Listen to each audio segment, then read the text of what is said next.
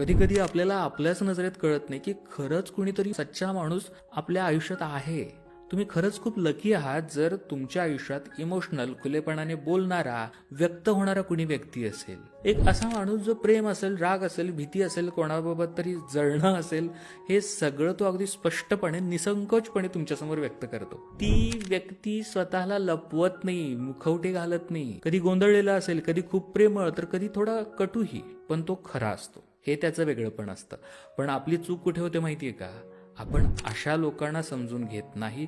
आपल्याला वाटतं हे खूप बोलतात, नेहमी काही ना काही इमोशन्समध्ये असतात, ड्रामा करतात, आणि आपण हळूहळू त्यांच्यापासून लांब जायला लागतो. पण नंतर कळतं आपण गमावलं ते प्रामाणिकपण होतं. आणि जवळ कोणाला ठेवतो आपण?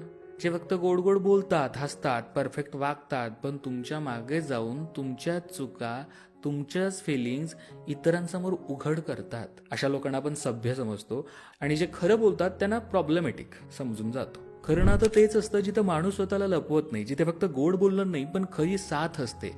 अशा खऱ्या, भावूक, थोड्याशा असुरक्षित पण प्रामाणिक माणसांना जपा, कारण असे लोक दरवेळी भेटत नाहीत, आणि एकदा गेले तर परतही येत नाही. तुमच्या नात्यामध्ये असे काही प्रॉब्लेम्स असतील, सल्ला घ्यायचा असेल तर माझा पेड काउन्सिलिंग कॉल बुक करू शकता. अधिक माहितीसाठी व्हॉट्सअप करा 8010093939 या क्रमांकावर.